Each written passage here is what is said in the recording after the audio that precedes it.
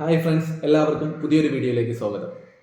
കഴിഞ്ഞ വീഡിയോ മുതൽ നമ്മൾ സംസാരിച്ച് വരുന്നത് നമ്മളൊരു വീട് വയ്ക്കാൻ തീരുമാനിച്ചു കഴിഞ്ഞാൽ അതിൻ്റെ തുടക്കം മുതൽ അവസാനം വരെയുള്ള കാര്യങ്ങളാണ് കഴിഞ്ഞ വീഡിയോ മുതൽ നമ്മൾ സംസാരിച്ച് വരുന്നത്.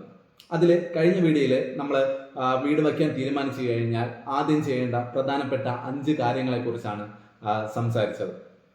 അതായത് നമ്മൾ വീടിൻ്റെ ബഡ്ജറ്റ് തീരുമാനിക്കുന്നത് മുതൽ വീടിൻ്റെ പ്ലാൻ തയ്യാറാക്കുന്നത് വരെയുള്ള കാര്യങ്ങൾ കഴിഞ്ഞ വീഡിയോയിൽ സംസാരിച്ചു.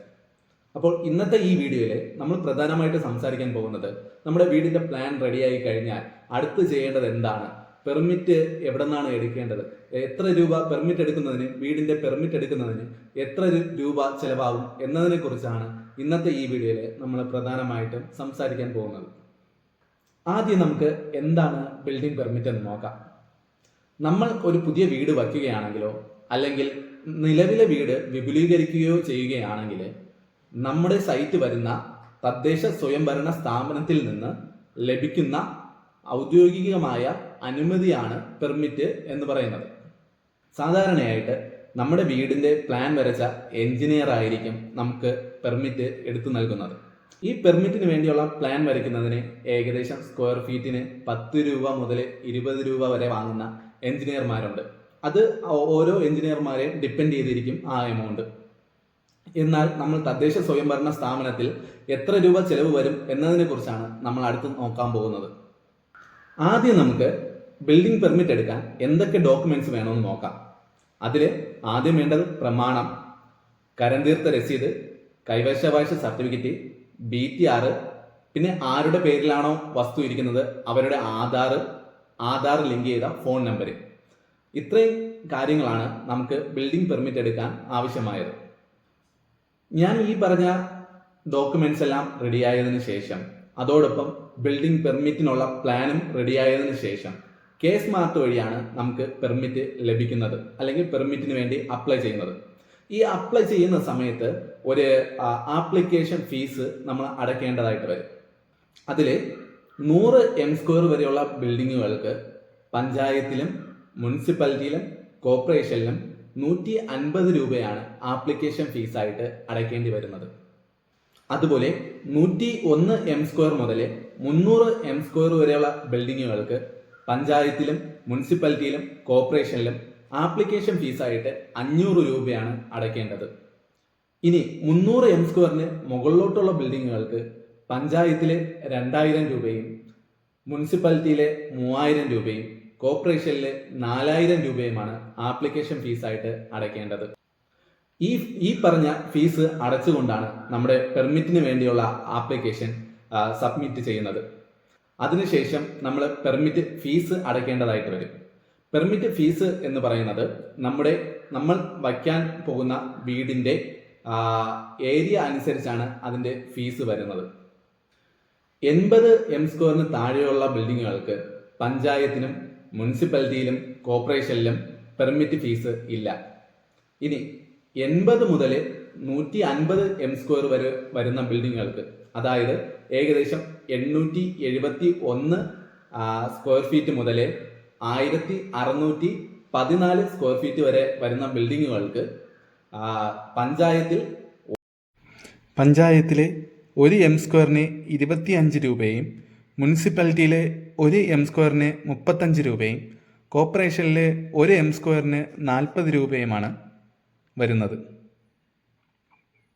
ഇനി 151 m² മുതൽ 300 m² വരെയുള്ള ബിൽഡിങ്ങുകൾക്ക്, അതായത് സ്ക്വയർ ഫീറ്റിൽ പറയുകയാണെങ്കിൽ 1615 സ്ക്വയർ ഫീറ്റ് മുതൽ 3228 സ്ക്വയർ ഫീറ്റ് വരെ വരുന്ന ബിൽഡിങ്ങുകൾക്കാണെങ്കിൽ 1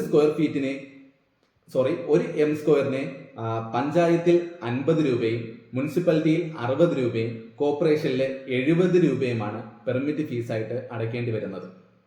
ഇനി 300 m² മുകളിലുള്ള ബിൽഡിങ്ങുകളാണെങ്കിൽ പഞ്ചായത്തിൽ 1 m² 100 രൂപയും മുനിസിപ്പാലിറ്റിയിൽ 1 m² 150 രൂപയും കോർപ്പറേഷനിലെ 1 m² 150 രൂപയുമാണ് അടയ്ക്കേണ്ടതായിട്ട് വരുന്നത്. ഈ പറഞ്ഞതെല്ലാം 1 m² കണക്കുകളാണ് പറഞ്ഞത്. അതായത് 1 m² ഇത്ര രൂപ വെച്ച് നൽകണം എന്നതിനെ കുറിച്ചാണ് പറഞ്ഞത്. അപ്പോൾ നിങ്ങളുടെ വീടിൻ്റെ പ്ലാൻ തയ്യാറായതിനു ശേഷം എത്ര m² ആണോ ഏരിയ വരുന്നത്, ആ m² ഇൻറ്റു നിങ്ങൾക്ക് നിങ്ങളുടെ പഞ്ചായത്താണോ മുനിസിപ്പാലിറ്റിയാണോ കോർപ്പറേഷനാണോ എവിടെയാണ് വരുന്നത് അതിൻ്റെ ഫീസ് വെച്ച് കാൽക്കുലേറ്റ് ചെയ്യുമ്പോഴത്തേക്കും നമുക്ക് ടോട്ടൽ എമൗണ്ട് ലഭിക്കുന്നതാണ്. ഞാൻ വേണമെങ്കിൽ ഒരു എക്സാമ്പിൾ നിങ്ങൾക്ക് പറഞ്ഞു തരാം. ഇപ്പോൾ നിങ്ങൾ വയ്ക്കാൻ പോകുന്ന ഒരു വീട് 155 m² ഏരിയ ഉള്ള ഒരു വീടാണെന്ന് കരുതുക. അതായത് ഏകദേശം 1668 സ്ക്വയർ ഫീറ്റ് ഏരിയ വരും. അവിടുത്തെ ലോക്കൽ ബോഡി എന്ന് പറയുന്നത് മുനിസിപ്പാലിറ്റി ആണെന്ന് കരുതുക. അപ്പോൾ നമ്മൾ ആദ്യം നോക്കുന്നത് അവിടുത്തെ ആപ്ലിക്കേഷൻ ഫീസാണ് ആദ്യം നോക്കുന്നത്. ആപ്ലിക്കേഷൻ ഫീസ് ഞാൻ നേരത്തെ പറഞ്ഞത് നമ്മുടെ ബിൽഡിങ്ങിൻ്റെ ഏരിയ എന്ന് പറയുന്നത് എത്രയാണ്? 155 m² ആണ്.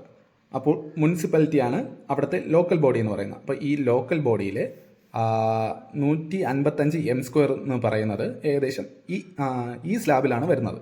101-നും 300-നും ഇടയ്ക്ക് 500 രൂപയാണ് ആപ്ലിക്കേഷൻ ഫീസായിട്ട് മുനിസിപ്പാലിറ്റിയിൽ അടയ്ക്കേണ്ടതായിട്ട് വരുന്നത്. അപ്പോൾ ആപ്ലിക്കേഷൻ ഫീസ് എന്ന് പറയുന്നത് 500. ഇനി നമ്മൾ പെർമിറ്റ് ഫീസ് കണ്ടുപിടിക്കണം. അതെങ്ങനെയാണെന്ന് നോക്കിയാൽ ഞാൻ പറഞ്ഞതുപോലെ 155 നമ്മുടെ ഏരിയ എന്ന് പറയുന്നത്. അതേപോലെ നമ്മുടെ സൈറ്റ് മുനിസിപ്പാലിറ്റിയിലാണ് വരുന്നത്. അപ്പോൾ മുനിസിപ്പാലിറ്റിയിൽ 151-നും 300-നും ഇടയിലാണ് നമ്മൾ പറഞ്ഞ 155 വരുന്നത്. അങ്ങനെ നോക്കുമ്പോഴത്തേക്കും 155 m² ഏരിയ ഉള്ള നമ്മുടെ ബിൽഡിങ്ങിന് മുനിസിപ്പാലിറ്റിയിൽ 1 സ്ക്വയർ മീറ്ററിന് 60 രൂപയാണ് വരുന്നത്. അപ്പോൾ 60 ഇൻറ്റു ടോട്ടൽ ബിൽഡിംഗ് ഏരിയ എന്ന് പറയുന്നത് 155 m². 60 ഇൻറ്റു 155. അപ്പോൾ നമുക്ക് ഇത് ചെയ്യുമ്പോൾ നമുക്ക് 9300 എന്ന് കിട്ടും. അപ്പോൾ ആപ്ലിക്കേഷൻ ഫീസ് 500 രൂപയും പെർമിറ്റ് ഫീസായിട്ട് അടയ്ക്കേണ്ടത് 9300 രൂപയുമാണ്. ടോട്ടൽ നോക്കുമ്പോഴത്തേക്കും, അതായത് ടോട്ടലായിട്ട് നമുക്ക് പെർമിറ്റിന് വേണ്ടി മുനിസിപ്പാലിറ്റിയിൽ അടയ്ക്കേണ്ടി വരുന്നത് 9800 രൂപ.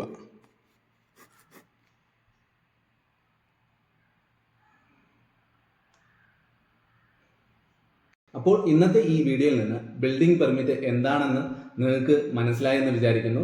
അതുപോലെ ഫീസ് പെർമിറ്റ് ഫീസൊക്കെ എത്ര രൂപയാണെന്നും അത് എങ്ങനെയാണ് കാൽക്കുലേറ്റ് ചെയ്യുന്നതെന്നും മനസ്സിലായെന്ന് കരുതുന്നു. നിങ്ങളുടെ അഭിപ്രായങ്ങൾ കമൻറ്റുകളായി രേഖപ്പെടുത്തുക. വീഡിയോ ഇഷ്ടമായാൽ ലൈക്ക് ചെയ്യുക.